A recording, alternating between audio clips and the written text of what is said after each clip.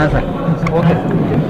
February 2026ರಂದು Babaleshwar police ಠಾಣಾ ವ್ಯಾಪ್ತಿಯಲ್ಲಿ ನಂದಿ ಸಹಕಾರಿ ಶುಗರ್ ಫ್ಯಾಕ್ಟರಿ ವ್ಯವಸ್ಥಾಪಕರು ಒಂದು ಕಂಪ್ಲೇಂಟನ್ನು ಕೊಟ್ಟಿರ್ತಾರೆ. 2025-26ನ ಕಬ್ಬು ನುರಿಸುವ ಹಂಗಾಮಿನಲ್ಲಿ ಸುಮಾರು 17,000 ಮೆಟ್ರಿಕ್ ಟನ್ನಷ್ಟು ಅಂದರೆ ಕಬ್ಬದ ಬಿಲ್ಗಳನ್ನು ಕ್ರಿಯೇಟ್ ಮಾಡಿಬಿಟ್ಟು ಸುಮಾರು 1,87,00,000ವರೆಗೂ ಕೂಡ ದುಡ್ಡನ್ನು ಬೇರೆ ಬೇರೆ ಬ್ಯಾಂಕ್ ಅಕೌಂಟ್ಗಳಿಗೆ ಟ್ರಾನ್ಸ್ಫರ್ ಮಾಡಿಬಿಟ್ಟು ಅದನ್ನು ಫ್ಯಾಕ್ಟ್ರಿಗೆ ನಷ್ಟ ಮಾಡಿದ್ದಾರೆ ಅಂತಂತೇಳಿ ಒಂದು ಚೀಟಿಂಗ್ ಆ್ಯಂಡ್ ಫ್ರಾಡ್ ಕೇಸು ನಮ್ಮ ಬಬಲೇಶ್ವರ ಪೊಲೀಸ್ ಠಾಣೆ ವ್ಯಾಪ್ತಿಯಲ್ಲಿ ಪ್ರಕರಣ ದಾಖಲಾಗಿರುತ್ತೆ.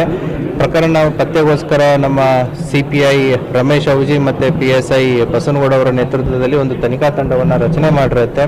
ಆ ತನಿಖೆಯನ್ನು ಕೈಗೊಂಡಾಗ ನಮಗೆ ಗೊತ್ತಾಗುತ್ತೆ ಅಲ್ಲಿದ್ದಂಥ ದರಪ್ಪ ನಾವಿಗೇನು ಆರೋಪಿತ ಇದ್ದಾನೆ ಆತ ಅಲ್ಲಿ ವೇ ಬ್ರಿಡ್ಜಲ್ಲಿ ಕೆಲಸ ಮಾಡ್ತಾ ಇರ್ತಾನೆ ಮತ್ತು ಬಿಲ್ ಜನರೇಟ್ ಮಾಡುವಂಥ ಕೆಲಸವನ್ನು ಕೂಡ ಮಾಡ್ತಾ ಇರ್ತಾನೆ.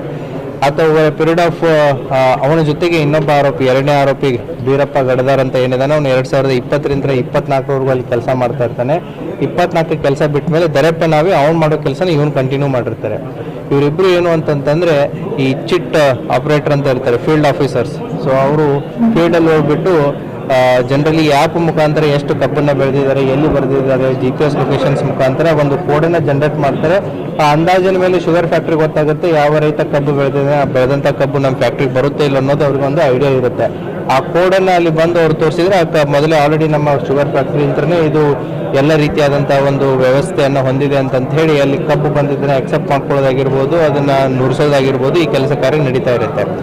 ಫೀಲ್ಡಲ್ಲಿ ಕೆಲಸ ಮಾಡೋರು ಮತ್ತು ಈ ಬಿಲ್ ಆಪರೇಟರು ಮತ್ತು ವೇ ಬ್ರಿಡ್ಜಲ್ಲಿ ಇದ್ದವರು ಸೇರಿಬಿಟ್ಟು ಸುಮಾರು ಓವರ್ ಎ ಪೀರಿಯಡ್ ಆಫ್ 2020-26 ಅಲ್ಲಿ ಈಗ ನಾವು ಪ್ರಕರಣದಲ್ಲಿರುವಂಥ 8 ಪ್ರಮುಖ ಆರೋಪಿಗಳು ಏನಿದ್ದಾರೆ ಅವರು ಕೊಟ್ಟಿರುವಂತಹ ಸುಮಾರು 93 ಜನರ ಹೆಸರಲ್ಲಿ ಅಕೌಂಟ್ಗಳಿಗೆ ಸುಮಾರು 34,000ಕ್ಕಿಂತಲೂ ಹೆಚ್ಚು ಮೆಟ್ರಿಕ್ ಟನ್ ಕಬ್ಬು ಬೆಳೆದೇ ಇಲ್ಲ ಫ್ಯಾಕ್ಟ್ರಿಗೆ ಬಂದಿದೆ ಅಂತಂತ ಹೇಳಿ ಸುಮಾರು 12,34,00,000 ವರ್ತ್ ದುಡ್ಡನ್ನು ಈ 93 ಅಕೌಂಟ್ಗಳಿಗೆ ಸುಮಾರು 6 ವರ್ಷಗಳ ಕಾಲಾವಧಿಯಲ್ಲಿ ಟ್ರಾನ್ಸ್ಫರ್ ಮಾಡಿಬಿಟ್ಟು ಫ್ಯಾಕ್ಟ್ರಿಗೆ ಲಾಸ್ ಮಾಡಿರ್ತಾರೆ.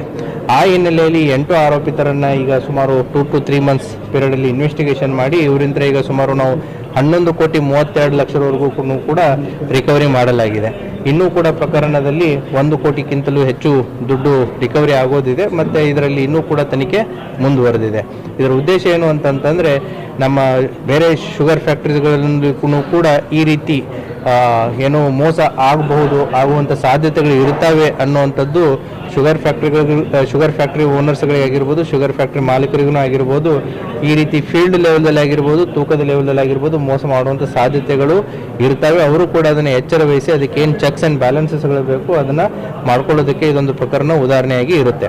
ಈ ಪ್ರಕರಣದಲ್ಲಿರೋ ಆರೋಪಿತರು ಕೆಲವೊಂದಿಷ್ಟು ಜನ ಆರೋಪಿತರು, ಒಟ್ಟು 6 ಜನ ಆರೋಪಿತರು ರಾಯಬಾಗ್ ತಾಲೂಕಿನವರಾಗಿದ್ದು ಅದರಲ್ಲಿನೂ ಕೂಡ ಕೆಲವೊಂದಿಷ್ಟು ಜನದ ಮೇಲೆ ಈ ರೀತಿಯಾದಂಥ ಅಪವಾದಗಳಿದ್ದು ಅವರ ಮೇಲೆ ಹಾರೋಗೇರಿ, ಕಾಗವಾಡು ಮತ್ತು ಜಮಖಂಡಿ